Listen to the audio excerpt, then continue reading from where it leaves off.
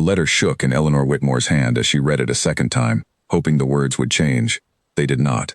Her brother Henry owed a debt so large that the family's small London lodging would be seized within the month if the sum was not paid. She set the letter down on the table and pressed her palms flat against the wood, trying to steady herself, when a firm knock sounded at the door. She was not expecting anyone. Her aunt, with whom she lived, had gone to church and would not return for an hour. Eleanor smoothed her worn gray dress and opened the door to find a tall man standing on the step, his coat cut in the finest style she had ever seen up close. She recognized him at once. Lord Edmund Ashworth, Earl of Camden, a man whose name appeared in every drawing-room conversation that season, though she had only ever seen him from a distance at the edge of a crowded ballroom. "Miss Whitmore," he said, removing his hat, "forgive the intrusion. I have a proposal that concerns your family's situation, and I believe it may interest you." Eleanor's first instinct was suspicion. A man of his rank did not call unannounced on a woman of her modest circumstances unless he wanted something, and men who wanted something from women without money rarely offered anything good in return. Still, she stepped back and allowed him inside, because curiosity, and the letter still open on the table, would not let her turn him away.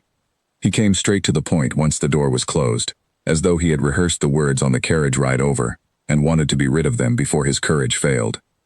His grandmother, the Dowager Countess, was gravely ill and had one final wish before she died, to see him married. If he did not present a wife, or at least a firm engagement, before the season ended, his cousin Reginald would inherit the estate in his place, along with every tenant and servant who depended on it. Edmund needed a woman to play the part of his intended bride, nothing more. No real marriage, no real attachment. A performance, staged carefully enough to satisfy a dying woman and outmaneuver a greedy cousin, ending the moment the season closed. "You want me to lie to a dying woman," Eleanor said flatly. "I want you to give her comfort in her final months," Edmund replied, though his jaw tightened slightly, as if he had already argued this point with himself many times, and had not fully won. "The lie is mine to carry. You would only need to smile and wear fine dresses, and let London believe what I tell them to believe. And in return?" He named a sum. Eleanor's breath caught. It was more than enough to clear Henry's debt twice over, with money left to spare for her aunt's household. She thought of the letter on the table, of the men who would come to strip the house of its furniture if the debt went unpaid, of Henry's face if she told him she had found no way to help him. "Why me?" she asked. "You do not know me. I saw you 3 weeks ago at the Pemberton Ball, correcting a gentleman's misquote of a poem without raising your voice or your eyes from your needlework," Edmund said. "You did it so smoothly that he thanked you before he realized he had been corrected. I require someone clever enough to hold a lie together in a room full of people who love to catch each other in lies. You are the only woman I have met this season who could manage it." It was, Eleanor thought, a strange kind of compliment, wrapped inside a strange kind of insult, wrapped inside an offer that could save her family. She asked for a day to consider it. He gave her until morning, and left his card on the table beside her brother's ruinous letter, as though the two pieces of paper belonged together now. Before he left that first morning, Edmund had paused at the door and turned back to her, as though something in the arrangement still troubled him and he wanted it settled before he could walk away in good conscience. "You should know," he said. "My grandmother is not a foolish woman. She has outlived 2 husbands and buried more relatives than she cares to count, and she has a talent for smelling deceit the way other people smell rain before a storm. If you agree to this, you will need to be more than convincing. You will need to be believable even to someone who has spent a lifetime learning how people lie."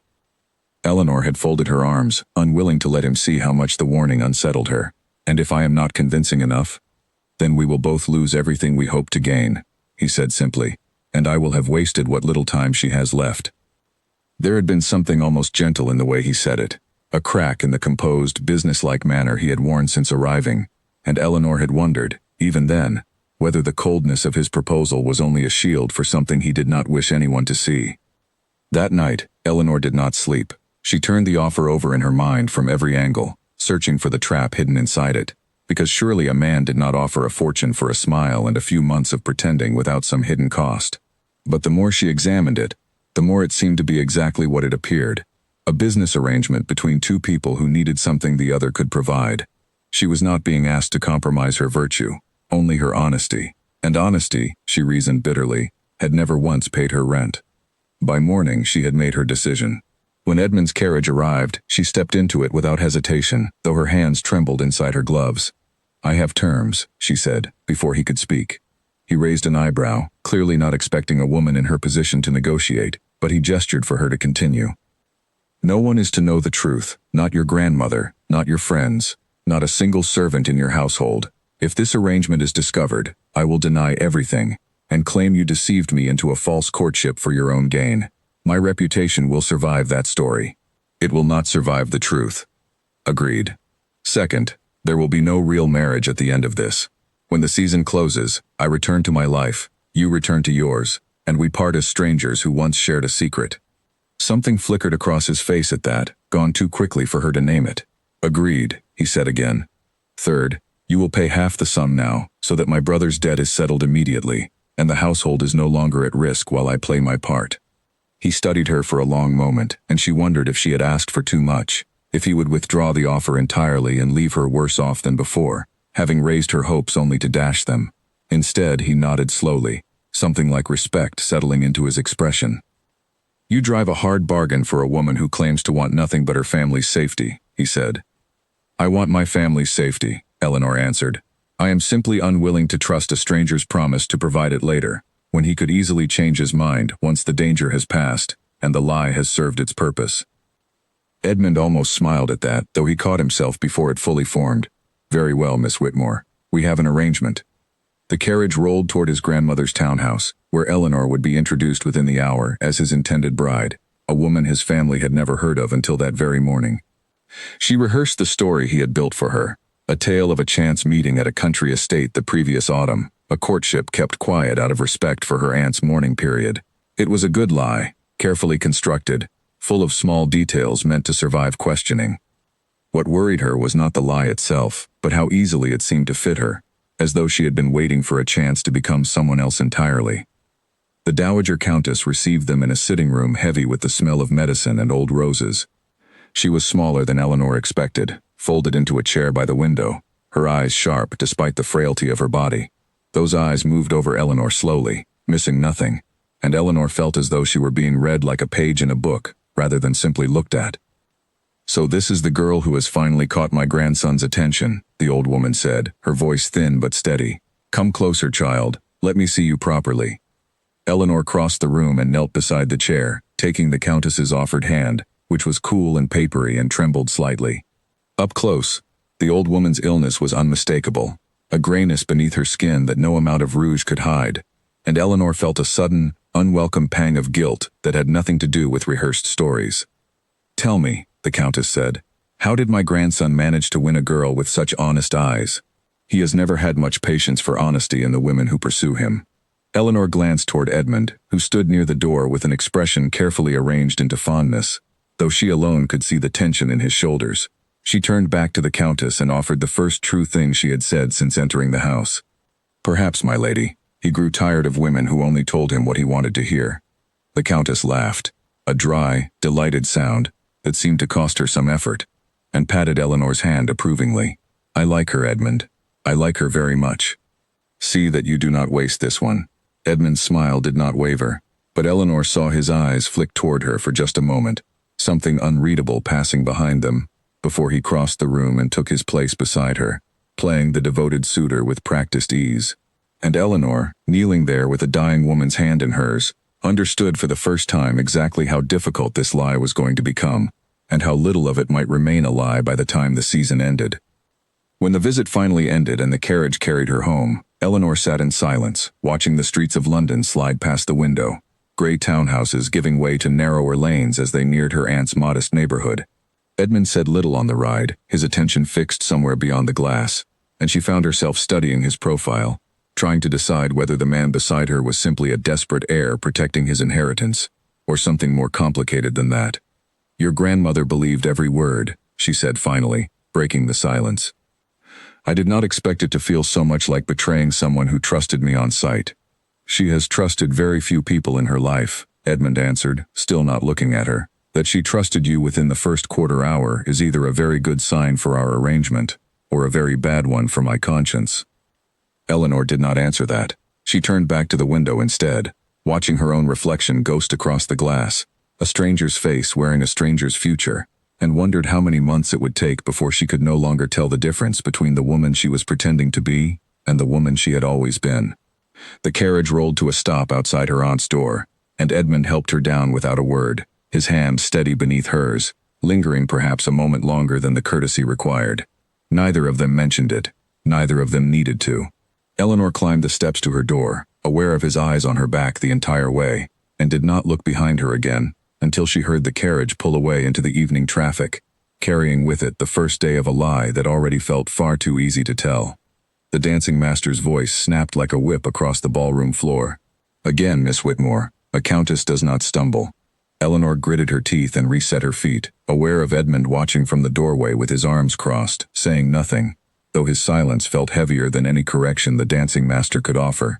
3 days had passed since she moved into a small guest room in his townhouse, under the story that her aunt's health required her to stay closer to good physicians, and in those 3 days she had learned more about posture, precedence, and the correct way to hold a teacup than she had learned in 20 years of ordinary living. "You are trying too hard to be someone else," Edmund said, once the dancing master had gone. "That is your mistake. You do not need to become a different woman. You need to become the version of yourself who has always belonged in these rooms." "That version of myself does not exist," Eleanor snapped, more sharply than she intended, exhaustion wearing through her patience. "I have spent my whole life on the edge of rooms like this one, watching, never inside them. You cannot simply command a person to belong." Something in her frustration seemed to reach him differently than her earlier composure had. He crossed the floor and extended his hand, not as a lesson this time, but as an invitation. "Then let us try something the dancing master did not teach you." She hesitated, then placed her hand in his. The orchestra was not playing. The ballroom was empty except for the two of them and the pale afternoon light falling through tall windows, but he began to move anyway, guiding her through the steps slowly, murmuring corrections without judgment, until her feet stopped fighting the rhythm and simply followed it. For a moment, she forgot to think about countesses and cousins and dying grandmothers, and simply existed inside the dance, aware of his hand at her waist and the quiet focus in his expression, as though nothing in the room mattered more than getting this exactly right. When the song that existed only in his humming finally ended, neither of them stepped back right away. "You see," Edmund said quietly, "you already belong." Eleanor pulled her hand free before the moment could stretch any further, unsettled by how easily she had lost herself in it. "We should return to the lesson," she said, though her voice came out softer than she wanted. He agreed, and the professional distance between them returned, but something had shifted, subtle and unspoken, and both of them seemed to know it. Over the following 2 weeks, Eleanor was introduced formally to society as Edmund's intended bride. The story he had crafted held together beautifully: a chance meeting at a country house the previous autumn, a courtship conducted quietly out of respect for her aunt's mourning, a proposal delivered in private with only the Dowager Countess informed before the announcement. Eleanor delivered every detail exactly as rehearsed, smiling at the right moments, blushing on cue when someone remarked on Edmund's evident devotion, and slowly, she began to notice something troubling. The blush did not always feel performed. She met his closest friend, a warm, sharp-tongued young woman named Charlotte Bell, who studied Eleanor with open curiosity during their first tea together. "He has never once brought a woman to meet his grandmother before you," Charlotte said, stirring her tea with a thoughtful frown. "Not once, in all the years I have known him. Whatever you have done to earn that honor, I hope you understand what a rare thing it is." Eleanor forced a smile and murmured something about good fortune, while privately calculating how many more conversations like this one she would have to survive before the season ended. The Dowager Countess, meanwhile, grew fonder of Eleanor with each visit, insisting she come to read aloud in the afternoons, sharing stories of her own youth, of a husband she had loved fiercely despite a marriage arranged entirely for convenience, much like the one Eleanor was pretending to enter now. There was an irony in that Eleanor could not ignore, sitting beside a dying woman who had once lived the very fairy tale Eleanor was only performing, and finding herself increasingly unable to separate the performance from something that felt uncomfortably real. "You care for her," Edmund observed one evening, finding Eleanor in the library after a visit that had left her eyes red from more than dust. "She is dying, and she has been nothing but kind to me since the moment we met," Eleanor said. "Of course I care for her. That does not require any pretending at all." Edmund sat down across from her, unusually quiet, turning a glass of brandy slowly between his fingers without drinking from it.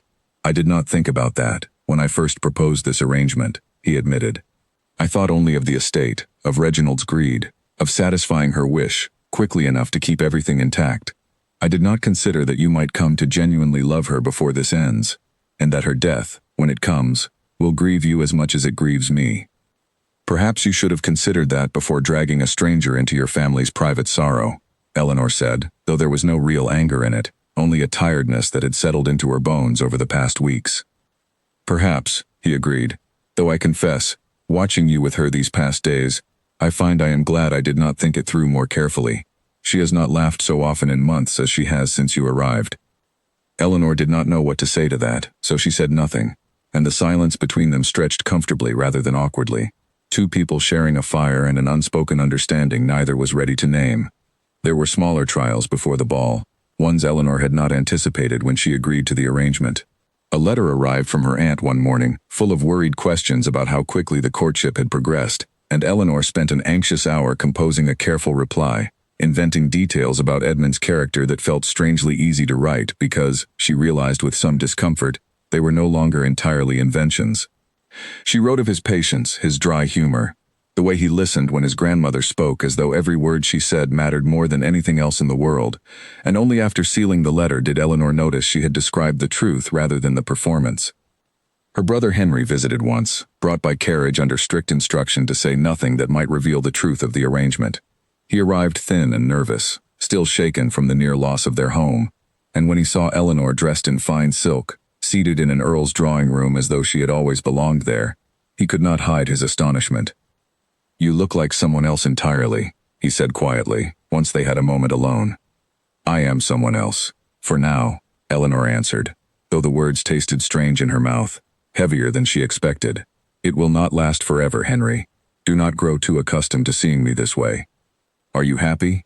he asked, studying her with the particular attentiveness only a brother could manage, the kind that saw past careful composure into whatever lay beneath it. Eleanor hesitated, and that hesitation told him more than any answer could have. "I am safe," she said finally, "and you are safe. For now, that is enough." Henry did not look entirely convinced, but he let the matter rest, and before he left, he pressed her hand and thanked her for a sacrifice he did not fully understand, one that had already begun to feel less like a sacrifice and more like a door swinging open onto a life Eleanor had never let herself imagine wanting. There was also the matter of Edmund's valet, an older man named Percy who had served the family for decades and possessed the unsettling habit of watching Eleanor with quiet, knowing eyes whenever she and Edmund shared a room. She caught him once, in the hallway outside the library, studying her with an expression that seemed to weigh the truth of the entire arrangement in a single glance. "You need not worry, miss," Percy said simply, before she could ask what troubled him. "Whatever this is, I have not seen his lordship laugh so easily in years. I will keep whatever secrets need keeping."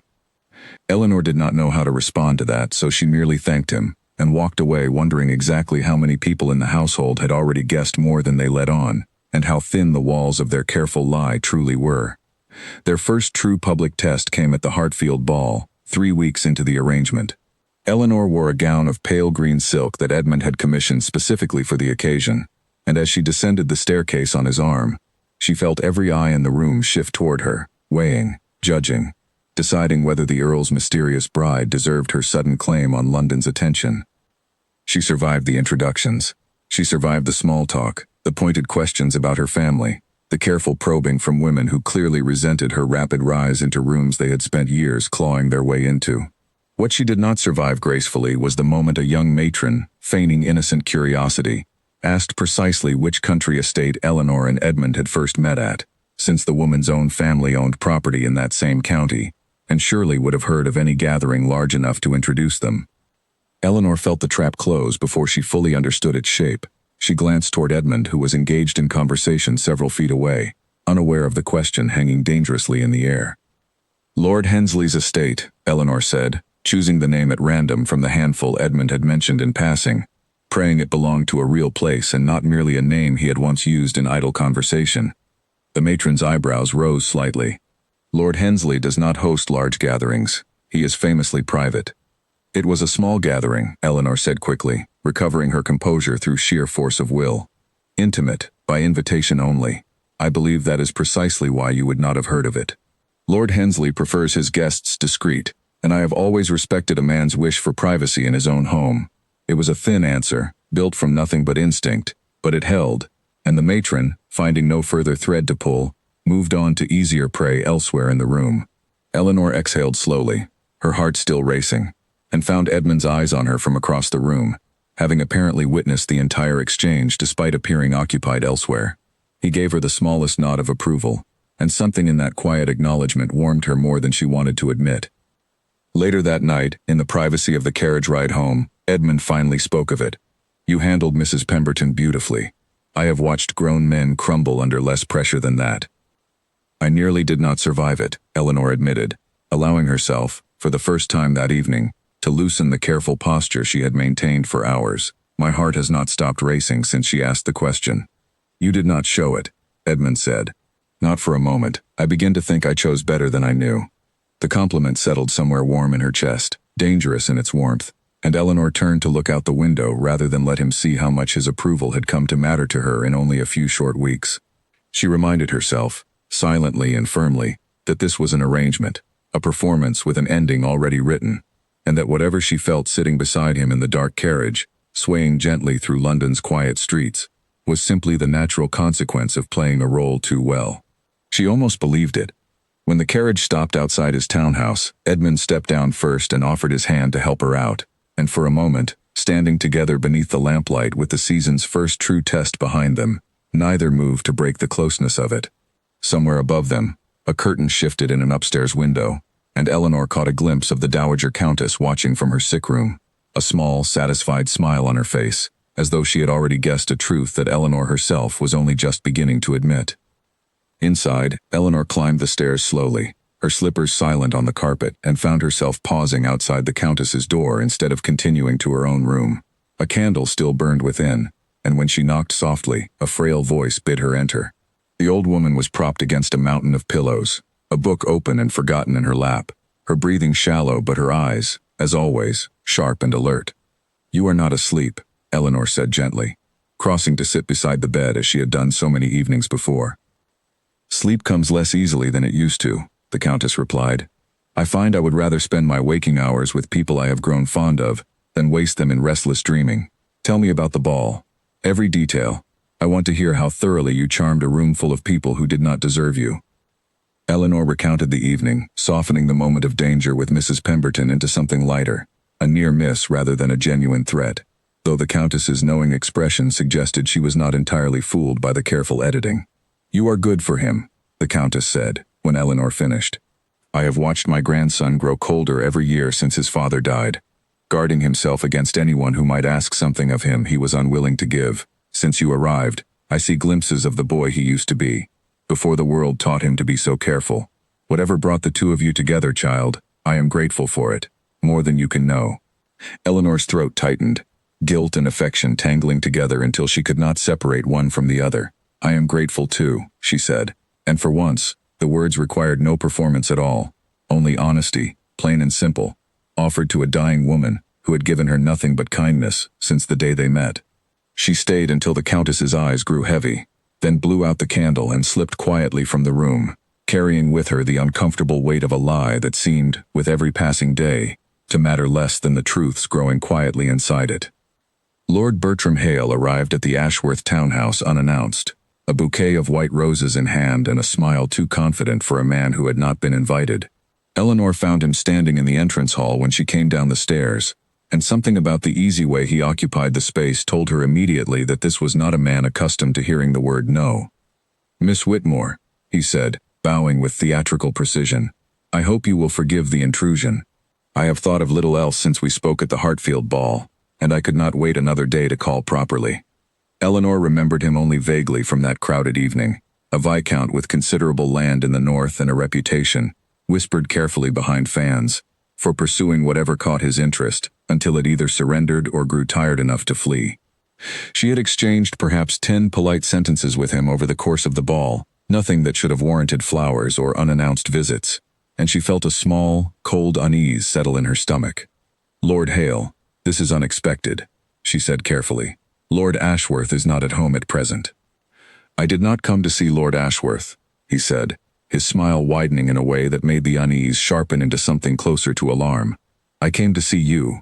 I understand you are engaged, Miss Whitmore, but engagements, as I have observed, are not always as final as they appear, and I confess, I have never been a man to abandon interest simply because another gentleman claimed it first.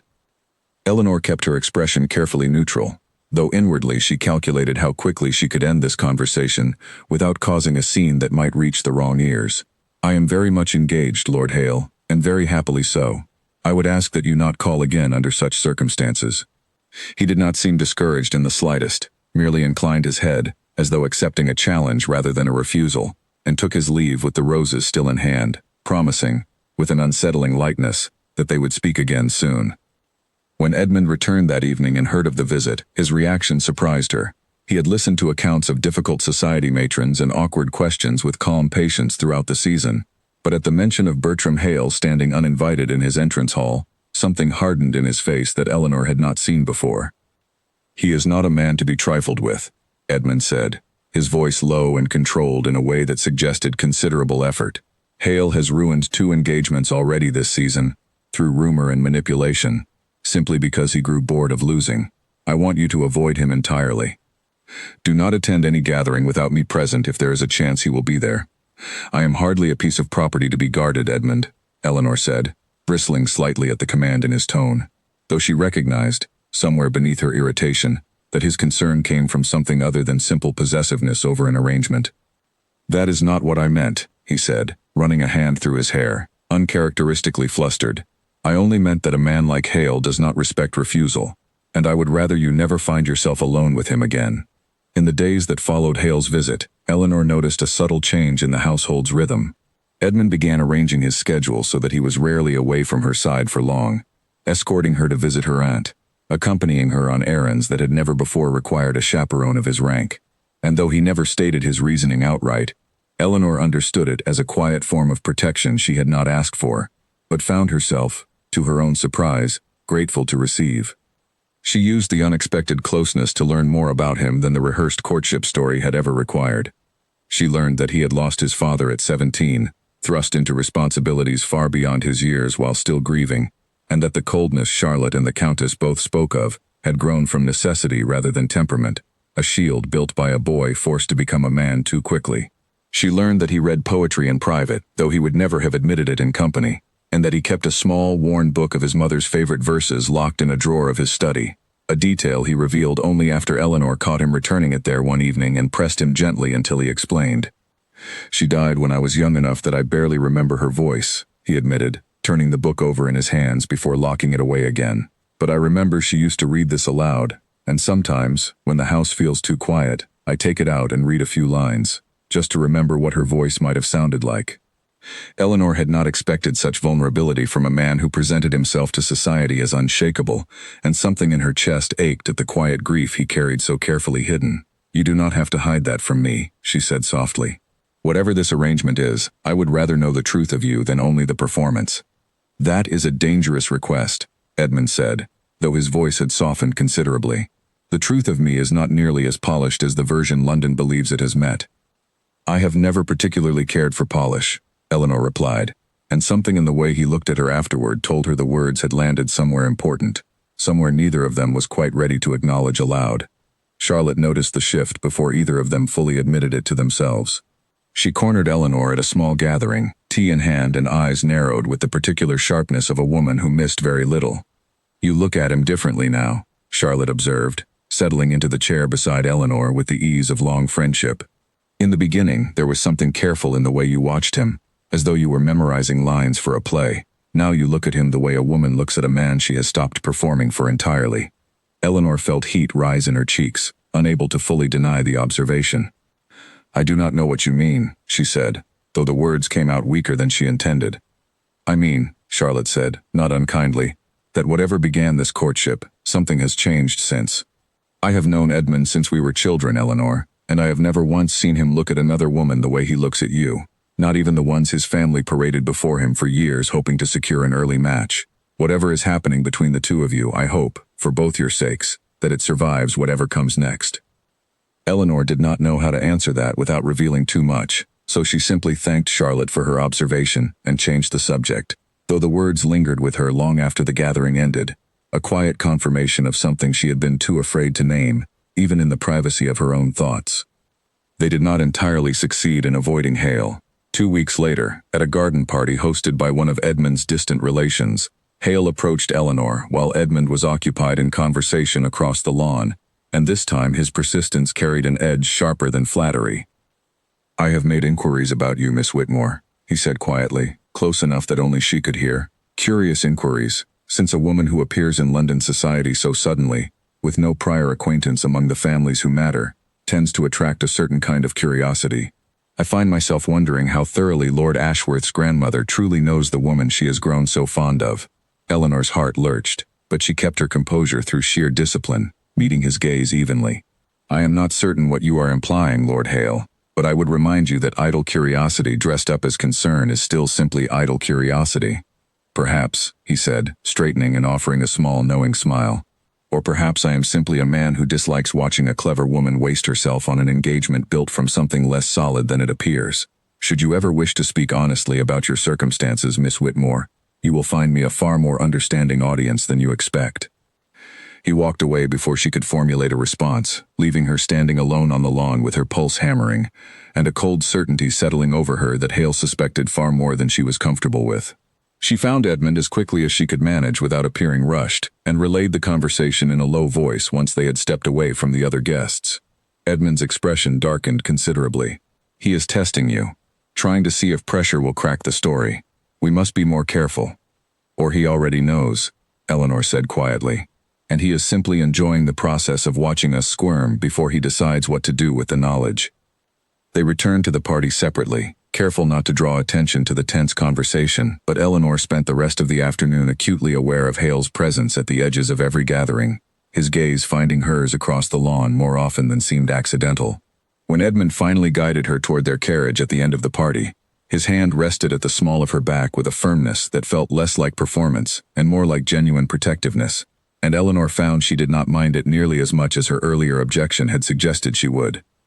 The jealousy, when it fully revealed itself, arrived not from Hale's pursuit of Eleanor, but from an unexpected direction entirely.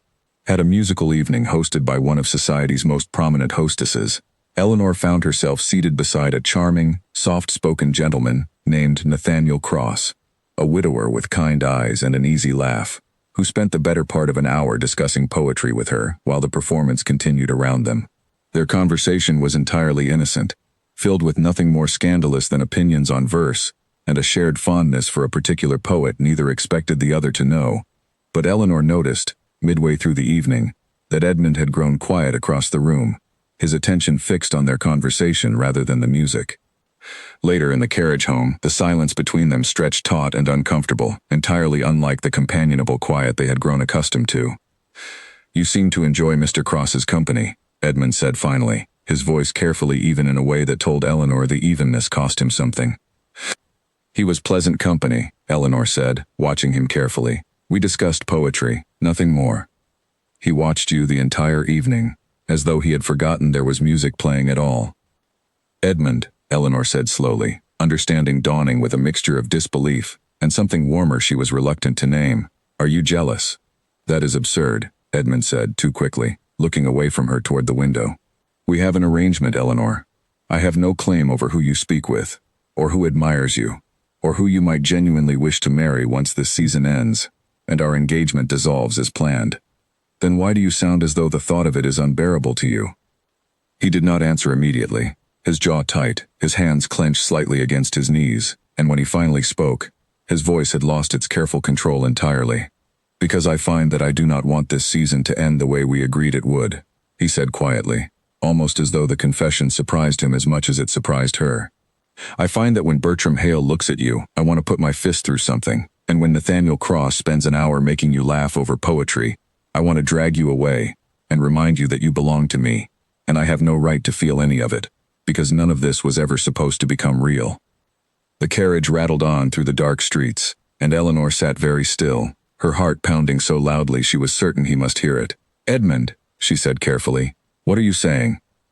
"I am saying," he replied, turning finally to look at her directly, his expression stripped of every careful defense he had maintained since the day he first knocked on her aunt's door, "that I do not know when it happened, or how, But somewhere between teaching you to dance and watching you charm my grandmother and admiring the sharpness with which you handled Mrs. Pemberton's questions, I stopped pretending to court you and started simply wanting you, and I am terrified of what that means for both of us." Eleanor's breath caught, and for a long moment neither of them spoke, the confession hanging heavy in the small space between them. She thought of the terms she had set on the very first morning, the careful boundaries meant to protect her heart from exactly this outcome, and realized, with something close to despair, that those boundaries had crumbled weeks ago without her fully noticing. "This was never supposed to be real," she said quietly, though the words felt hollow even as she spoke them. "I know," Edmund said, "and yet here we are." Neither of them moved to close the remaining distance between them, both too aware of everything such a moment would mean, too uncertain of what would happen once the season ended and the careful architecture of their arrangement finally collapsed under the weight of feelings neither had planned for. The carriage rolled to a stop outside the townhouse, and the moment passed unresolved, but something fundamental had shifted between them, an admission that could not be unmade no matter how carefully either of them tried to return to the safety of pretending. Inside, as they climbed the stairs in careful silence, Eleanor could not shake the memory of Hale's knowing smile from the garden party, his certainty that their engagement was built from something less solid than it appeared. He had been wrong about the reason, she thought, but not entirely wrong about the fragility. Whatever stood between her and Edmund now was no longer the simple lie they had constructed together. It was something far more dangerous, something that could unravel everything they had both worked to protect, if the wrong person discovered it before either of them was ready to face what it truly meant. Eleanor lay awake long after the house had gone silent, staring at the shadows shifting across her ceiling, replaying the carriage ride in her mind again and again. She thought of the promises she had made to herself before ever agreeing to this arrangement, the careful walls she had built to protect her heart from a man whose life was never meant to intersect with hers beyond the borders of a single dishonest season.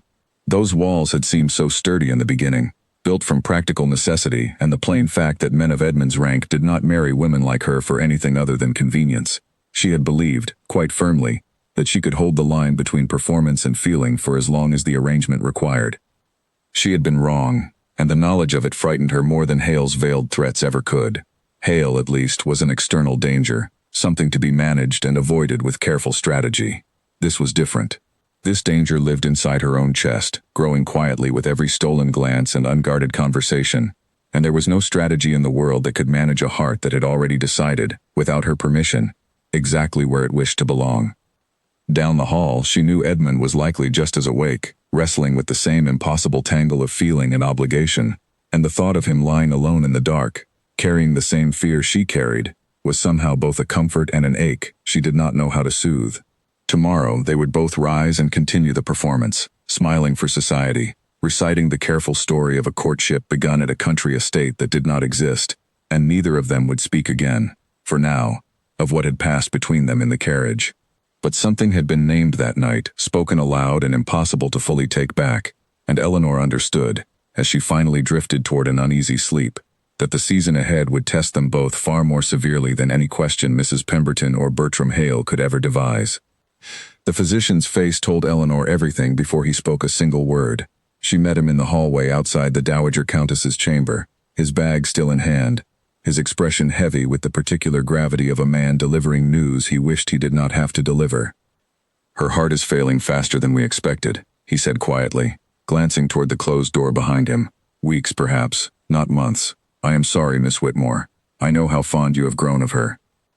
Eleanor thanked him numbly and stood alone in the hallway for a long moment, gathering herself before she could face the room beyond, and when she finally entered, she found the Countess sitting upright against her pillows, her expression sharper and more determined than Eleanor had seen it in weeks, as though the knowledge of her own limited time had burned away whatever softness illness had left behind. "I know what he told you," the Countess said, before Eleanor could speak. "I heard enough through the door. Come, sit. I have something important to discuss, and I find I no longer have the luxury of waiting for a convenient moment." Eleanor sat, bracing herself for whatever the Countess intended to say. "I want to see you and Edmund married before I go," the Countess said plainly, "not simply engaged, not simply promised for some distant date after the season ends. Married, properly, with my own eyes to witness it. I have watched the two of you these past weeks, and I do not intend to leave this world wondering whether you found the courage to finish what you started." Eleanor's stomach dropped. My lady, there is no need to rush anything on my account. We have time yet to plan a proper wedding Once I am dead, the Countess finished bluntly, with the particular directness of a woman who had stopped pretending gentleness was necessary. Yes, child, I understand the timeline as well as anyone in this house. That is precisely why I wish to see it happen now, while I am still here to witness it, rather than trust my grandson to honor a promise made to a dying woman, after she is no longer present to hold him to it. Eleanor did not know how to argue with logic built entirely from love and mortality, and she found herself agreeing before she had fully considered the impossible position it would create. A real wedding, planned within weeks, for a marriage that was supposed to end quietly the moment the season concluded, its dissolution arranged discreetly to avoid scandal. There was no path she could see that led from a public wedding to a quiet, private separation without destroying both their reputations entirely. When she found Edmund later that evening in his study and relayed the conversation, his face went through several expressions in quick succession, landing finally on something she could not fully read. "She wants us married within weeks," he repeated slowly, as though testing the shape of the words. "Yes, and I do not know how we manage that, Edmund. A wedding cannot simply be undone the way an engagement can. If we marry and then quietly separate once the season ends, the scandal will be far worse than anything we feared from Bertram Hale's suspicions. We will have deceived not only society but a church, a marriage register, everyone who witnesses the ceremony." Edmund was quiet for a long moment, staring into the fire rather than at her, and when he finally spoke, his voice carried a weight she had not heard from him before. "Perhaps," he said slowly, "we should not plan for it to end at all." Eleanor's breath caught. "Edmund, I am not asking you to answer tonight," he said quickly, turning to face her fully. "I only mean that I have spent weeks pretending this was temporary, pretending I did not feel what I feel, and I find I can no longer sustain the pretense. If we marry, Eleanor, I do not wish it to be a lie we quietly dissolve. I wish it to be real, in every sense, if you would have me." It was, she realized, the closest thing to a genuine proposal she was ever likely to receive, delivered awkwardly and urgently in the middle of a crisis neither of them had chosen, and yet it moved her more deeply than any carefully rehearsed declaration could have. She thought of the terms she had set that first morning in his study: no attachment, no real marriage, boundaries meant to protect a heart she had not expected to lose so completely, to a man she had agreed to deceive society alongside. "I need time to think," she said honestly, unwilling to answer such a question carelessly, no matter how much her heart already seemed to know its own answer. "Not because I doubt what I feel, Edmund, but because everything about this began as a lie, and I find myself needing to be certain that what grows from it is not simply gratitude, or habit, or the natural consequence of playing a role too convincingly for too long." Edmund nodded, though disappointment flickered briefly across his face before he mastered it. "Take whatever time you need," he said. "I will not press you further tonight."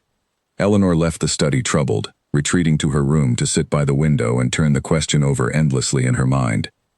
She thought of her aunt, who had married for practicality, and grown to love her husband slowly, over years, rather than weeks. She thought of the Countess, who had described her own marriage in similar terms during their afternoon conversations, an arranged match that blossomed unexpectedly into genuine devotion. Perhaps, Eleanor thought, love built on practical foundations was not lesser than love built on romance from the very beginning. Perhaps it was simply a different kind of truth, arrived at through a longer and more honest road. The following morning brought its own complications. Word of the sudden wedding plans had already begun to spread through the household staff, and by breakfast, Eleanor found herself fielding careful questions from the housekeeper about guest lists and flowers, questions she had no honest answers for, since the entire arrangement remained unresolved in her own heart. She excused herself as quickly as courtesy allowed, and retreated to the garden, seeking a moment of quiet away from the mounting pressure closing in from every direction. She found Edmund there already, standing near the rose bushes with his hands clasped behind his back, apparently seeking the same solitude she had come looking for. He turned when he heard her approach, and for a moment neither of them spoke, the unanswered question from the previous night still hanging heavy between them. "I did not sleep," he admitted finally. "I kept thinking of all the ways I might have asked you better than I did. You deserved a proper proposal, Eleanor, not a desperate confession delivered in the middle of a crisis neither of us chose." "I did not need a proper proposal," Eleanor said softly. "I needed an honest one, and that is precisely what you gave me." "And have you decided?" he asked, though something in his tone suggested he was bracing himself for disappointment, rather than hoping for good news. "Not yet," Eleanor admitted, "but I no longer believe the answer is no, Edmund. I believe I am simply afraid of how quickly everything is moving, and I would like to trust my own heart before I promise it to you in front of a church full of witnesses." He nodded, accepting this with more patience than she expected, and reached out to take her hand, turning it gently in his own.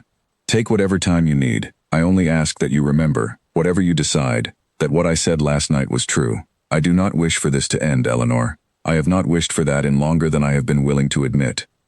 They stood together in the quiet garden for a while longer, saying little else, simply existing in each other's company without the pressure of performance or explanation, and Eleanor found, in that silence, more comfort than any words could have offered.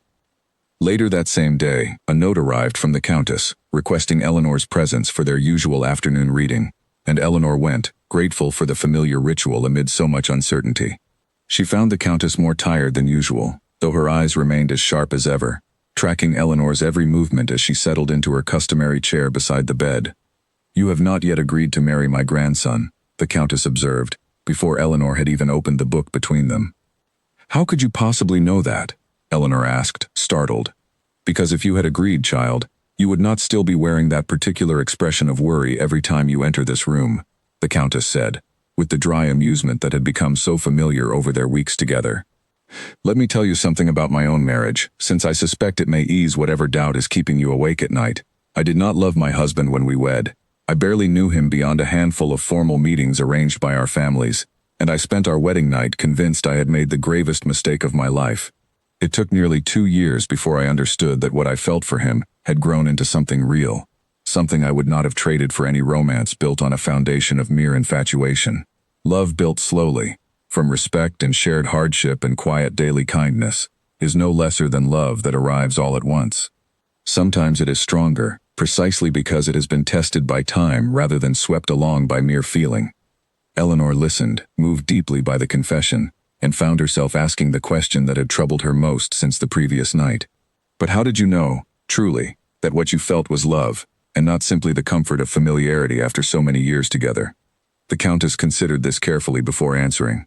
"I knew," she said, "the day I realized I would rather sit beside him in silence than spend an evening in the liveliest company London could offer. Comfort and love often wear similar clothing, child, but love has a particular weight to it, a certainty that settles into your bones rather than merely pleasing your mind. If you feel that weight when you think of my grandson, then you already have your answer, whatever fears are keeping you from admitting it." Eleanor left that conversation with much to consider, the Countess's words settling deep inside her alongside everything else weighing on her heart, and she spent the rest of the afternoon in quiet reflection before finally seeking out Charlotte, needing a friend's counsel to help her untangle everything she was feeling. She confided in Charlotte the following afternoon, unable to carry the weight of the decision entirely alone, and Charlotte, after listening carefully to the full account, set down her teacup with unusual seriousness. "Eleanor," she said, "I have watched you these past weeks, and I have watched Edmund alongside you, and I do not believe what exists between the two of you began as pretense. Whatever the original arrangement may have been, pretense does not survive scrutiny the way what I have witnessed has survived it. If you love him, and I believe quite firmly that you do, then the manner in which the courtship began matters far less than the truth of where it has arrived." "And if I am wrong?" Eleanor asked quietly. "If this is only gratitude dressed up as love, and I discover the truth too late, after vows have been spoken and there is no honest way to undo them?" Charlotte reached over and took her hand, her expression softening. "Then you will be no worse off than half the marriages in London, built on considerably less affection than the two of you have already found. But I do not believe that is what awaits you, Eleanor.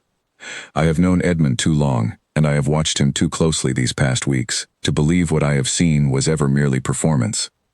That night, Eleanor confessed to Charlotte something she had not yet admitted even to herself in plain words, whispered quietly across the small table between them. "I love him," she said. "I did not intend to. I fought against it for weeks, telling myself it was only the natural consequence of playing a devoted fiancé, so convincingly that I forgot where the performance ended and I began. But it is not performance any longer, Charlotte. It has not been performance for some time." Unbeknownst to either of them, Edmund had entered the drawing room quietly moments before, intending to retrieve a book he had left behind, and paused just beyond the doorway when he heard Eleanor's voice carrying softly through the open door. He heard enough, standing frozen in the hallway with his hand still resting on the doorframe, to understand exactly what she had confessed to her friend in a moment she believed entirely private. He did not enter the room. He retreated quietly, his heart pounding with a hope he had not allowed himself to fully feel until that moment, and returned to his study to sit with the knowledge alone, uncertain whether to reveal what he had overheard, or wait for Eleanor to offer the truth to him directly, in her own time, when she was ready to say the words aloud to the person they were actually meant for. He sat by the fire for a long while, turning the overheard words over in his mind, resisting the urge to march back into the drawing room and declare himself before she was ready. Instead, he allowed himself, for the first time since his father's death had forced him into careful self-control, to simply feel something without immediately managing it. He thought of his grandmother's warning weeks earlier, and of Charlotte's steady friendship, and of the strange, winding path that had led a desperate business arrangement to this quiet, hopeful ache in his chest. Whatever answer Eleanor eventually gave him, spoken freely and in her own time, he resolved to wait for it with patience rather than pressure, certain now that the waiting itself would be worth whatever it cost him. The note arrived without warning, slipped beneath Eleanor's bedroom door sometime in the night, and she found it waiting on the floor when she rose in the morning, her name written across the front in a hand she did not recognize. She broke the seal with growing unease, and read words that turned her blood to ice. I know the truth of your engagement, Miss Whitmore. I know there was no meeting at Lord Hensley's estate, no quiet courtship conducted out of respect for mourning. I know precisely what arrangement exists between you and Lord Ashworth, and I possess evidence sufficient to prove it to every family in London should I choose to share it.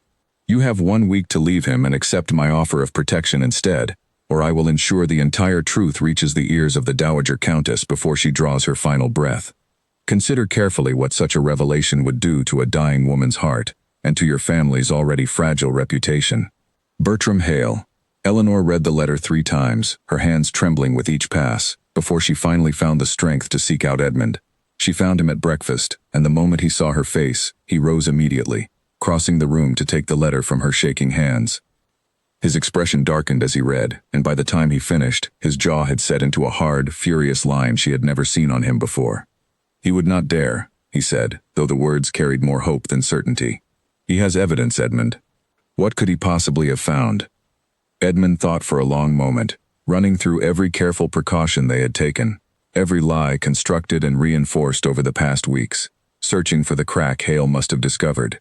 Lord Hensley, he said slowly. If Hale wrote to him directly, asking after our supposed meeting, and Hensley denied any knowledge of it entirely, that alone would be enough to unravel everything, without a single witness or document required. Eleanor sank into a chair, the full weight of the danger settling over her. What do we do? We do not surrender to him, Edmund said firmly. I will not have you frightened into fleeing by a man who built his entire reputation on cruelty toward women who refuse him. And if he follows through with his threat? Edmund, your grandmother is already so weak. If she learns the truth this way, suddenly, cruelly, delivered by a man who wants nothing more than to watch us both suffer for it, it could kill her outright. The reality of that possibility silenced them both. Edmund paced the length of the room, his mind working through options with visible strain, while Eleanor sat frozen with the letter still clutched in her hands, imagining every possible catastrophe that could follow from Hale's threat. There is one path, Edmund said finally, stopping his pacing to look at her directly. We tell her ourselves, before Hale has the chance to twist the truth into something crueler than it needs to be. We tell her honestly, on our own terms, and we let her hear the full truth of how this began, and what it has become, rather than a version poisoned by a man who wishes only to hurt us both. Eleanor's stomach dropped at the thought. She trusts us completely, Edmund. If we tell her the truth now, we risk destroying that trust in her final days, regardless of how the story ends. Perhaps, Edmund said. Or perhaps she deserves the chance to hear it from the people she loves, rather than from a stranger's malice.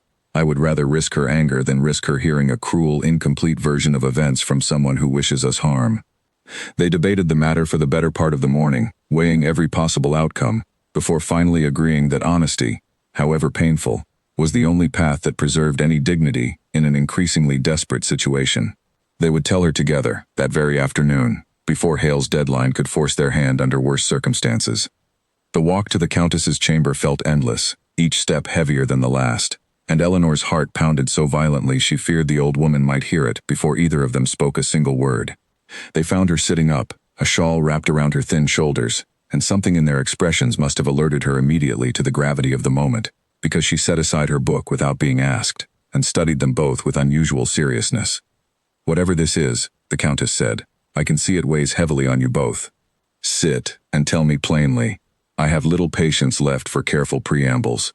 Edmund took a breath and began, laying out the truth from the very beginning, the desperate proposal born of Reginald's greed and the Countess's own ultimatum, the arrangement struck in a moment of desperation, never intended to become anything more than a convenient performance. He spoke of how the performance had slowly, unexpectedly, become something real, of feelings neither of them had planned for, growing quietly beneath the surface of a lie that had started with the best intentions and worst possible foundation. The Countess listened in silence, her expression unreadable throughout the entire confession, and when Edmund finally finished, the room fell into a tense quiet that seemed to stretch endlessly.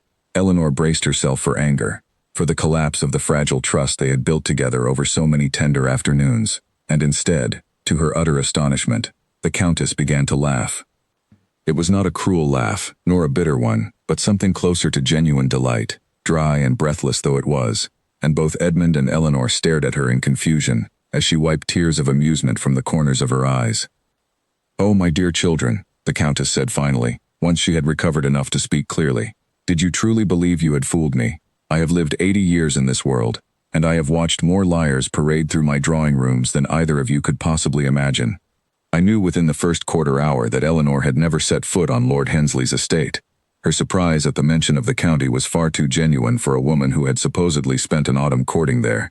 Eleanor stared at her, speechless. "You knew? From the very beginning?"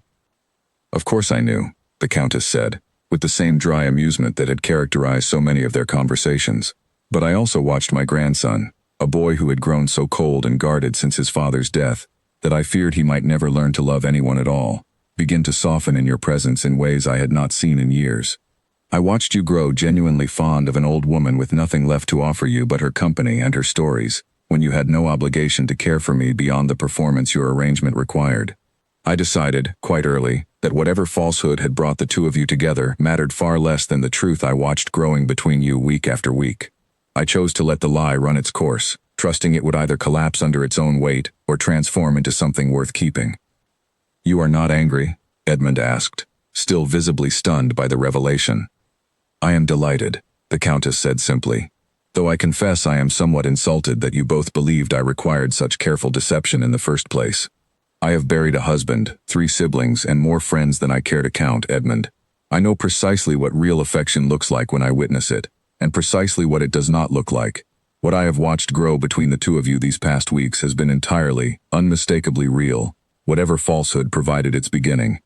Relief flooded through Eleanor so powerfully that tears sprang unbidden to her eyes, and she found herself unable to speak for a long moment, overwhelmed by the unexpected grace of a woman she had wronged, and who had chosen, despite everything, to offer forgiveness rather than fury. They stayed with the Countess long after the confession had ended, the 3 of them talking more openly than they had at any point since Eleanor first arrived at the townhouse, the careful pretense finally stripped away to reveal something far warmer underneath. The Countess asked question after question, delighted to hear the true story, rather than the rehearsed one, laughing again when Eleanor described the panic of inventing Lord Hensley's estate on the spot at the Hartfield ball, and growing quiet and thoughtful when Edmund described the moment in the carriage when he had finally admitted his feelings aloud for the first time. "You must marry properly now," the Countess said, once the conversation had settled, "not because I demand it as a dying wish, though I confess I still hold that wish dearly, but because I have watched 2 people find something rare and true in the middle of a foolish scheme, and I would consider it a genuine tragedy if fear or pride kept either of you from claiming it fully." Eleanor glanced at Edmund and found him already watching her, waiting, the earlier question still unanswered between them despite everything that had changed in the hours since he first asked it. She thought of the Countess's words from their earlier conversation, of love with a particular weight that settled into the bones, and found, sitting there in the soft candlelight with a dying woman's blessing freshly given, that she no longer had any doubt left to weigh. "Yes," she said quietly, meeting Edmund's eyes. "My answer is yes, Edmund. I will marry you, not because your grandmother wishes it, and not because the arrangement demands it, but because I have fallen in love with you somewhere along the way, entirely without meaning to, and I find I do not wish to spend another day pretending otherwise." The Countess clapped her hands together with delighted satisfaction, and Edmund crossed the room to kneel beside Eleanor's chair, taking both her hands in his with an expression of such open joy that Eleanor felt her own eyes fill with tears once more. "You have made me happier in this moment," he said softly, "than I believed myself capable of feeling, after so many years of guarding against exactly this kind of happiness." They remained in the Countess's chamber late into the evening, the three of them talking and laughing in a way that felt entirely unguarded, and when Eleanor finally rose to leave, the Countess caught her hand once more and held it a moment longer than necessary. "Thank you," the old woman said quietly, her earlier amusement giving way to something more solemn. "Whatever else happens, child, you have given an old woman a genuine gift these past weeks, and I will carry the memory of it gladly, whenever my time finally comes." Eleanor left the room with her heart full nearly to bursting, the fear of Hale's threat momentarily forgotten beneath the weight of everything else that had just occurred, the proposal accepted, the truth confessed and forgiven, a future suddenly opening before her that felt entirely different from the careful, temporary arrangement she had agreed to weeks earlier. It was only later that night, alone in her room and finally quiet enough to think clearly, that the reality of Hale's threat returned to trouble her rest, a dark cloud gathering at the edge of an otherwise joyful horizon. But the reprieve was short-lived. That very evening, before Edmund could decide how best to address Hale's threat now that the Countess's forgiveness had removed its primary weapon, a note arrived from Charlotte, urgent and hastily written, warning that Hale had grown impatient and decided not to wait for his deadline after all.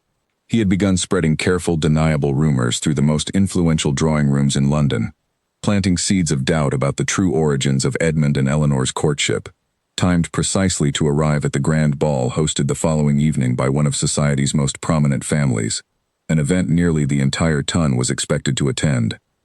"He means to humiliate us publicly," Edmund said grimly, reading Charlotte's warning by candlelight, "to force the confrontation into the most visible setting possible, where the damage cannot be contained or explained away privately." "Then we must decide how to face it," Eleanor said, steadying herself despite the fear tightening in her chest. "We cannot simply stay away, Edmund. That would only confirm every suspicion he has planted." "No," Edmund agreed slowly, a new resolve settling over his features. "We attend, and rather than allowing him to control the narrative through whispered rumor and careful insinuation, we take control of it ourselves, before he has the chance to twist it into something uglier than the truth actually is." Eleanor felt a fresh wave of fear at the prospect, the idea of standing before all of London and speaking honestly about a lie so carefully constructed and so thoroughly believed. But beneath the fear, she felt something else as well, a steadying certainty that whatever happened at that ball, she would rather face it standing beside Edmund, with the truth finally spoken aloud, than continue living beneath the weight of a secret that had grown too heavy to carry any further. That night, unable to sleep, she found Edmund in the library once more, staring into a dying fire with the same troubled expression she had come to recognize as his private thinking face, reserved for the moments when the composed Earl gave way to the uncertain man beneath. "Whatever happens tomorrow," she said, settling into the chair across from him, "I do not regret any of it, not the lie we told, not the truth it became. If Hale destroys us in front of all of London tomorrow evening, I will still count these past weeks among the best of my life." Edmund looked at her for a long moment, something fierce and tender warring in his expression. "It will not destroy us," he said quietly. "I will not allow it, but I am glad to hear you say it regardless, because I feel precisely the same, and I have been afraid to admit it aloud until this very moment." They sat together in comfortable silence as the fire burned low, both of them gathering their courage for whatever confrontation awaited them the following evening, neither entirely certain how the truth, once spoken publicly, would be received by a society that prized appearance above almost everything else, but both resolved, finally, to face it honestly, rather than continue hiding behind a lie that had already served its purpose and outgrown its usefulness many weeks before.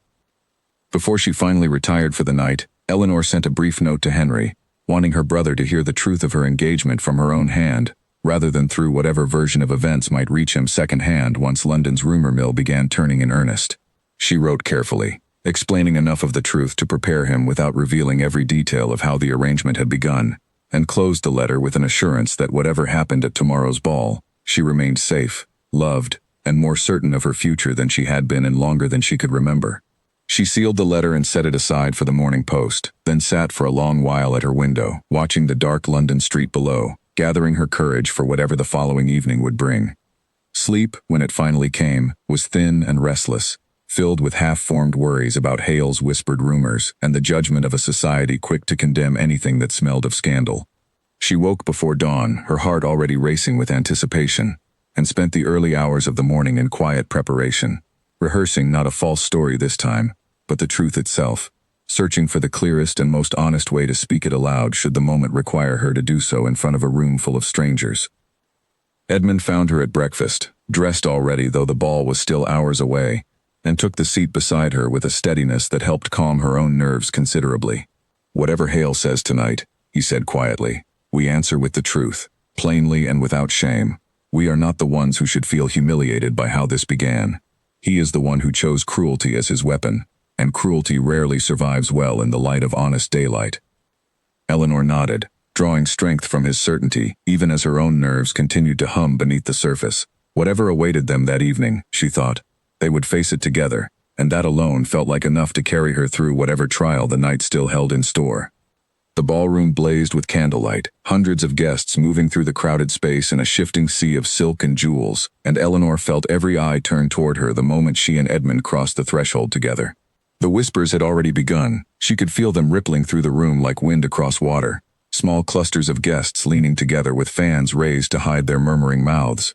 And she understood immediately that Hale's rumors had done exactly what he intended, seeding doubt in every corner of the room before the evening had even properly begun. Edmund's hand found hers, steady and certain, and together they moved through the crowd with heads held high, greeting acquaintances with the same warmth they always had, refusing to let the whispered doubt alter their bearing in the slightest. Charlotte found them within the first quarter hour, her expression tight with concern beneath her careful smile.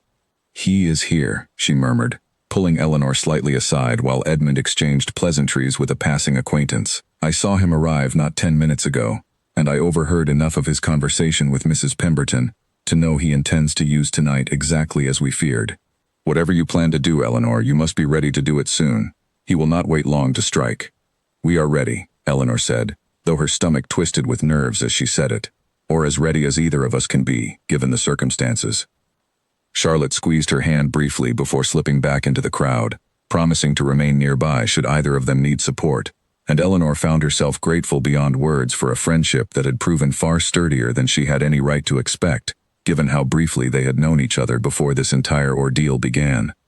The orchestra continued playing, couples moving through the steps of a lively dance across the polished floor, and for a while Eleanor allowed herself to simply exist within the performance of an ordinary evening, accepting a glass of punch, exchanging pleasant nothings with acquaintances who had grown genuinely fond of her over the season, all while watching the edges of the room for any sign of Hale's approach.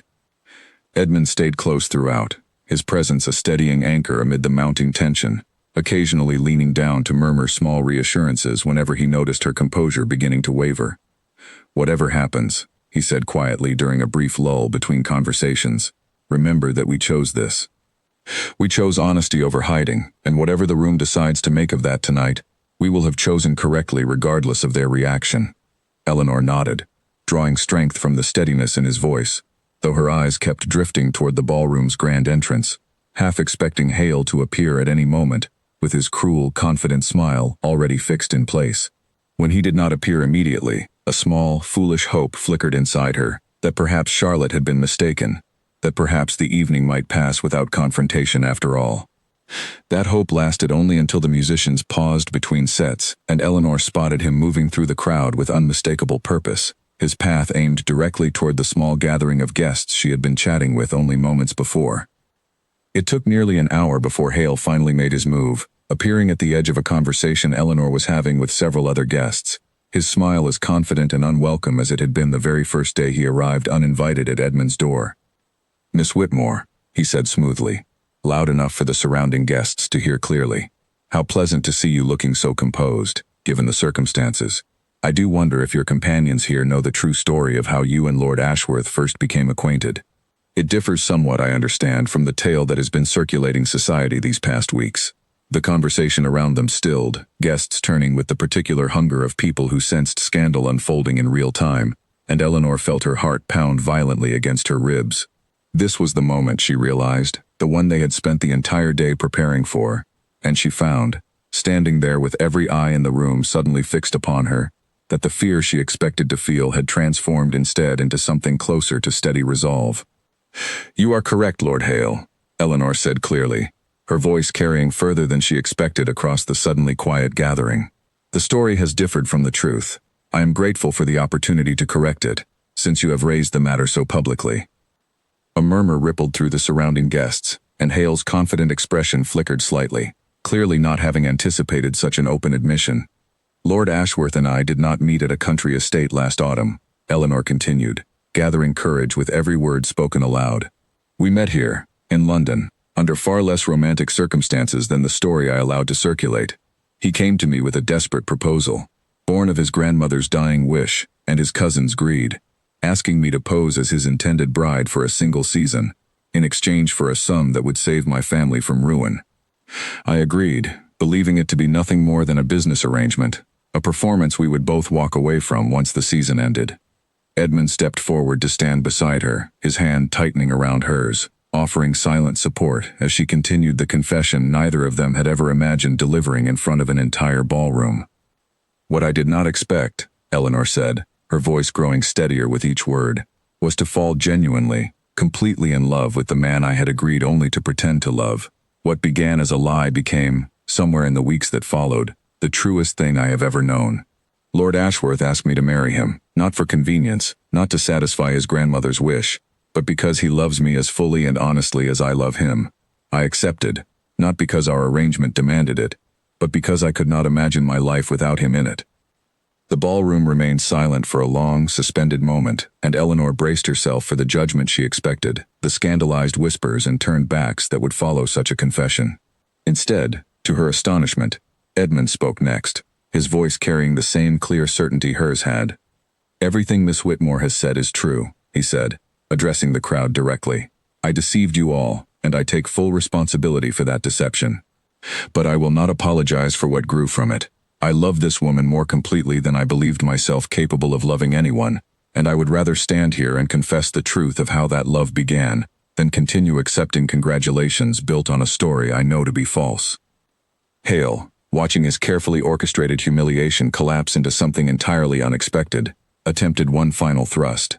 "A charming performance," he said coldly, "but a confession delivered under pressure hardly erases the deception that preceded it. You have made fools of everyone in this room who believed your false courtship." "Perhaps," Edmund said, turning to face him directly, his composure hardening into something formidable, "but I would rather be a fool who found genuine love through a foolish beginning than a man who builds his reputation on cruelty toward women who refuse his advances, Lord Hale. I understand you have made a habit of destroying engagements that displease you. I wonder how many of your victims found genuine happiness afterward, or whether your interference simply left them alone and humiliated for your own satisfaction." A ripple of uncomfortable recognition moved through the crowd, several guests exchanging knowing glances, and Eleanor realized that Hale's reputation, whispered about but rarely confronted directly, had finally been spoken aloud in a setting too public for him to easily dismiss or deny. His expression darkened, but before he could formulate a response, an unexpected voice cut through the tension. "I, for one," Charlotte announced, stepping forward from the crowd with her chin lifted defiantly, "find nothing shameful in a love that grew from unlikely beginnings. I have known Edmund since childhood, and I have never once seen him look at a woman the way he looks at Eleanor. If that is scandal, then I confess I find myself rather fond of scandal." A few scattered laughs broke the tension, and slowly, gathering courage from Charlotte's open support, other guests began to murmur their own approval, several older matrons nodding thoughtfully, as though recalling their own arranged matches that had grown, unexpectedly, into genuine affection. Hale, sensing the room turning decisively against him, offered a stiff, humiliated bow, and retreated from the gathering without another word, his careful plan for public revenge collapsing entirely into failure. In the aftermath, Eleanor found herself surrounded by well-wishers rather than judgment, curious guests asking gentle questions about the true story now that it had been spoken aloud, and she answered each one honestly, no longer burdened by the need to maintain a carefully rehearsed lie. The relief of it was overwhelming, a lightness she had not felt since the very beginning of the arrangement, when the weight of deception had first settled onto her shoulders and never fully lifted until this very moment. Edmund found her near the edge of the ballroom sometime later, having finally escaped the crowd of curious guests, and drew her gently toward a quiet alcove away from the noise and light. "You were magnificent tonight," he said softly, reaching up to brush a stray curl from her face. "I do not think I have ever been prouder of anyone in my life." "I was terrified," Eleanor admitted, though a smile was already spreading across her face. "I thought my legs might give out entirely before I finished speaking." "You did not show it," Edmund said, echoing words he had spoken to her weeks earlier, after her first successful deflection of Mrs. Pemberton's questions. "Not for a single moment." They returned to the townhouse late that night, exhausted but lighter than either had felt in weeks, and found the Dowager Countess still awake, waiting anxiously for news of how the evening had unfolded. When they relayed the full account, her delight was immediate and unrestrained, tears of genuine happiness gathering in her eyes as she listened to every detail. "I only wish I could have witnessed it myself," she said, clasping both their hands tightly in her own frail ones. "But I am content simply to know it happened, and that the truth, once spoken, was met with love rather than condemnation. That is more than I dared hope for when I first gave you my blessing." The weeks leading up to the wedding passed in a flurry of preparation, entirely different from the anxious performance of the season's earlier months. Eleanor found herself genuinely delighting in the small decisions that had once felt like burdensome obligation, choosing flowers for the church with the Countess's guidance, selecting a gown that reflected her own taste rather than the careful image required by pretense, writing invitations to friends and family without a single word of the correspondence needing to be rehearsed or false.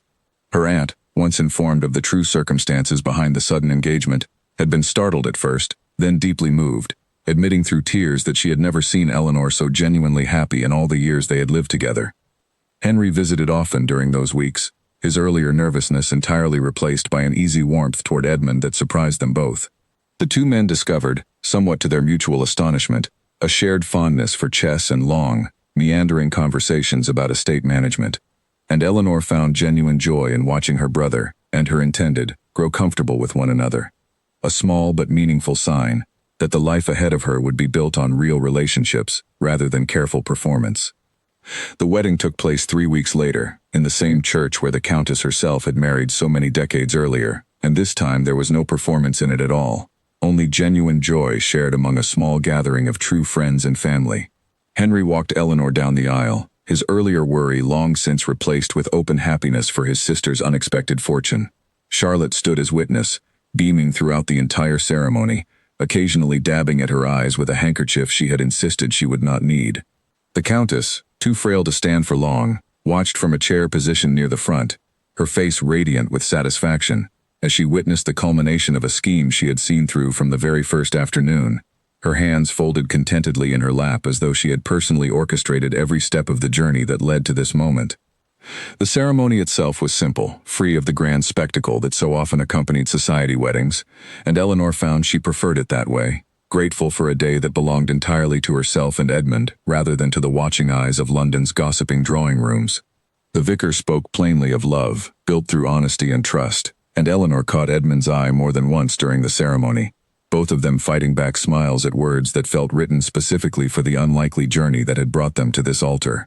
When Edmund finally kissed his bride before the assembled gathering, Eleanor felt none of the anxious performance that had marked their earlier public appearances together, only the simple, complete certainty of a promise made honestly and received with an equally honest heart. Whatever fear had once accompanied the word marriage, whatever jealousy had once tangled itself around a lie neither of them had expected to become true, had transformed entirely into something steady and lasting, built not on the shaky foundation of deception, but on the truth that had grown quietly beneath it, patient and persistent, waiting for both of them to find the courage to claim it fully. The Dowager Countess passed peacefully in her sleep 2 months later, having lived long enough to see her grandson genuinely happy, surrounded by the family she had feared he might never find. Eleanor grieved her deeply, mourning a woman who had become, in the span of a single season, as dear to her as any blood relation, but she found comfort in the knowledge that the Countess had died content, her final wish not merely granted but exceeded beyond anything she had originally hoped for. And in the years that followed, whenever Eleanor found herself doubting the strength of what she and Edmund had built together, she needed only to remember that first quiet confession in the carriage. Jealousy transformed slowly into certainty.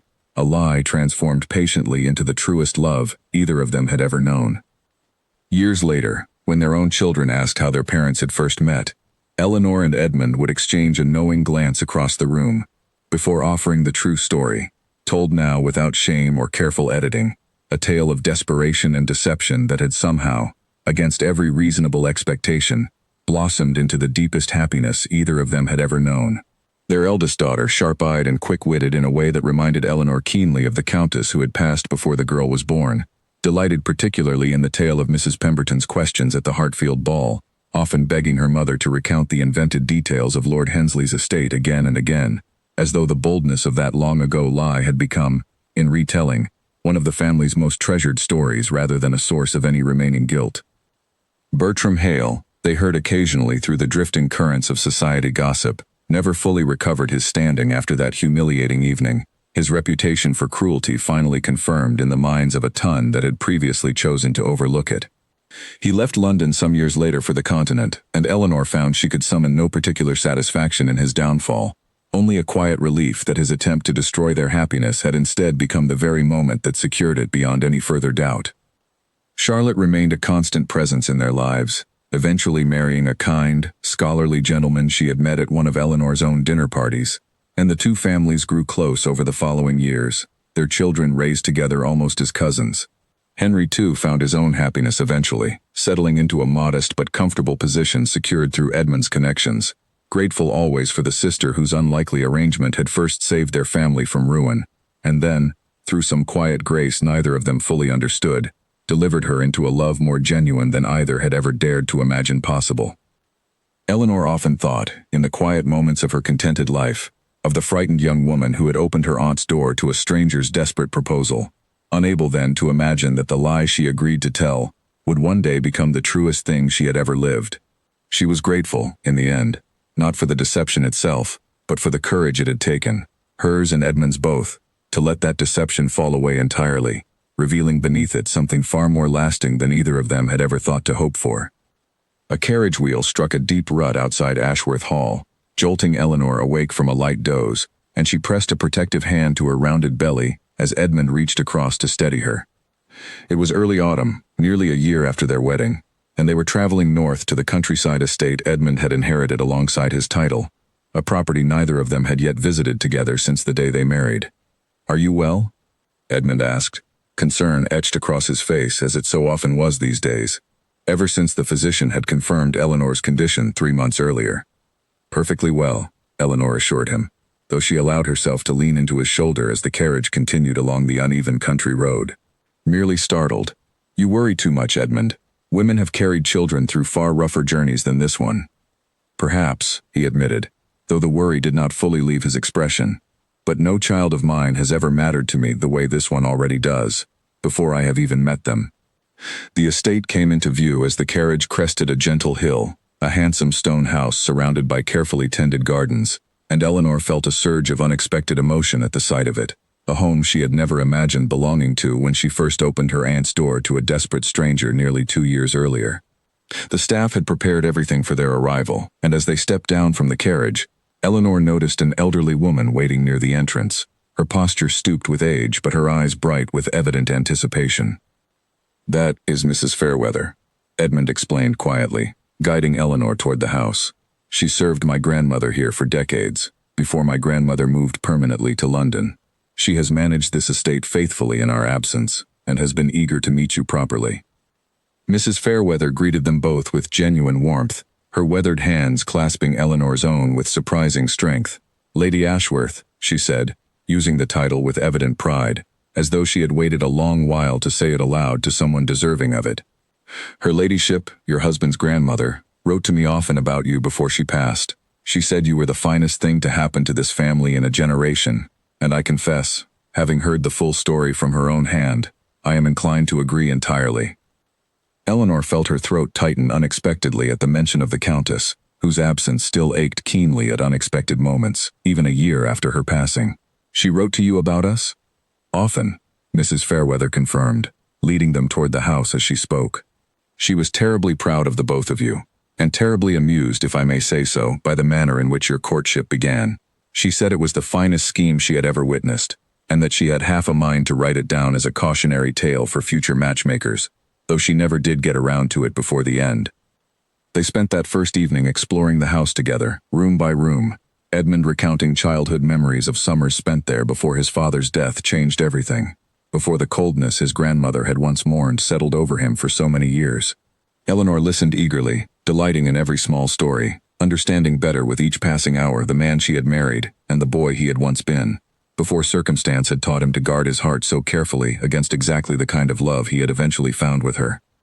In the nursery, still furnished with a small, dusty cradle that had once held Edmund himself, they paused together in comfortable silence, both imagining the child who would soon occupy it. "I used to think," Edmund said quietly, running his hand along the edge of the old cradle, "that I would never allow myself to want this. A family. A wife who loved me for reasons beyond my title. I convinced myself, after my father died, that wanting such things only invited greater pain when they were inevitably taken away. It seemed safer, somehow, to want nothing at all. And now?" Eleanor asked softly, watching him carefully. "Now I understand that safety built on refusing to want anything is no safety at all," he said, turning to look at her fully. "It is only a slower, quieter kind of loss, spread thin across an entire lifetime instead of concentrated into a single grief. I would rather risk everything, Eleanor, as I did the day I knocked on your aunt's door, than spend another year guarding myself against a happiness I did not yet know how badly I needed." Spring came slowly to the estate that first year, and with it a steady stream of small discoveries about the life they were building together away from London's watchful eyes. Eleanor learned to walk the property's winding paths without a guide, coming to know each tenant family by name, listening patiently to their concerns in a way that earned their trust far more quickly than her rank alone ever could have. Edmund, freed from the constant performance of society life, seemed to soften further with each passing week, spending long mornings walking the fields with his steward, returning each evening with dirt still on his boots, and an easy contentment in his expression that Eleanor had rarely glimpsed during their frantic season in London. They received a letter from Charlotte that spring, full of news from the city, of Bertram Hale's continued decline in society's estimation, of Mrs. Pemberton's ongoing efforts to marry off her own daughter, with considerably less success than she had once hoped, and Eleanor read the letter aloud to Edmund over breakfast, both of them laughing at how distant and small London's dramas had already begun to feel from the quiet vantage point of their new life together. "Do you ever miss it?" Edmund asked one evening, as they sat together on the terrace watching the sun set over the fields. "The season, the balls, all the careful performance we once considered so essential to our survival?" Eleanor considered the question seriously before answering. "I miss Charlotte's company more often than I would like," she admitted, "and I confess I sometimes miss the particular thrill of outwitting Mrs. Pemberton's endless questions. But no, Edmund, I do not miss the performance itself. I much prefer this, a life built on truth, however quiet, over a life built on cleverly maintained fiction, however exciting." "Even though the fiction is what brought us together in the first place?" Edmund asked, a teasing note entering his voice. "Even so," Eleanor said, smiling as she leaned against his shoulder. "Though I will admit, if I had known from the very beginning how thoroughly that fiction would transform into everything I ever wanted, I might have agreed to your proposal with considerably less negotiating on that first carriage ride." Edmund laughed, the sound rich and unguarded in a way that still occasionally surprised her, given how carefully controlled he had been when they first met. "I rather admired the negotiating," he said. "It was, if I recall correctly, the precise moment I first suspected I had chosen far better than I initially understood." Their daughter arrived that winter, born during a heavy snowfall that kept the physician nearly stranded on the country roads. But the delivery, though long and difficult, ended safely, and Eleanor held her newborn daughter for the first time, with a fierce, overwhelming love she had not fully anticipated, despite months of preparation. They named her Margaret, after the Countess, whose full name Eleanor had learned only in the final weeks of her life, and whose memory the entire family agreed deserved to live on in some lasting way. Charlotte arrived within days of receiving word, braving the winter roads to meet her goddaughter as quickly as possible, and declared upon first sight that the child possessed her mother's sharp, watchful eyes and her father's stubborn chin, a combination she predicted, with evident delight, would make the girl an absolute terror to any future suitor foolish enough to underestimate her. Henry visited soon after as well, holding his tiny niece with the particular awkward tenderness of a new uncle unused to such delicate responsibility, and Eleanor watched her brother's face soften with an emotion she recognized immediately, having seen it so often in her own reflection over the past year, the particular wonder of watching a new life begin within a family that had once nearly lost everything to circumstance and debt. As Margaret grew through her first months, Eleanor found herself thinking often of the winding, improbable path that had led to this quiet nursery, this contented house, this family built from a lie that had transformed so thoroughly into truth that she sometimes struggled to remember which parts of her early courtship had ever been false at all. The performance had faded so completely into genuine feeling that only the strangest details remained to remind her: an invented country estate she had never actually visited, a rehearsed story about mourning periods and quiet courtships, small threads of fiction woven so long ago into a life that had since become entirely, undeniably real. Edmund proved, as the years unfolded, to be exactly the kind of father Eleanor had hoped he would become: patient and attentive in ways his own guarded childhood had never fully allowed him to receive, determined that his children would never doubt, for even a single day, how deeply and unconditionally they were loved. He read to Margaret each evening from his mother's old book of poetry, the same worn volume he had once kept locked away in his study, no longer hidden but shared openly, a quiet inheritance passed from one generation to the next. Eleanor, for her part, never forgot the fear and desperation of that first morning, reading her brother's ruinous letter with trembling hands, certain that her family's future had narrowed down to nothing but hardship and loss. She kept the memory close, not out of lingering pain, but as a quiet reminder of how thoroughly a life could change course, how a single desperate proposal, born of one family's crisis and another's greed, could unfold into something neither party could have possibly predicted or planned for. On the anniversary of their wedding each year, Edmund and Eleanor returned together to the small garden at the London townhouse where he had first proposed marriage in earnest, standing among the same roses that had witnessed his jealous, desperate confession in the carriage so many months before their true wedding day. They would sit together in the quiet evening air, speaking little, simply grateful for the strange, winding fortune that had brought a desperate earl and a determined, clever young woman together, under the flimsiest of pretenses, and left them, years later, more genuinely and completely in love than either had believed themselves capable of becoming. The lie, Eleanor often reflected in those quiet garden evenings, had been necessary only for a season. The truth it uncovered had proven far more durable, sturdy enough to carry a family through grief and joy alike, sturdy enough to outlast every fear either of them had once carried into that first desperate arrangement, and sturdy enough, she believed with quiet certainty, to carry them both gently through every season still waiting ahead.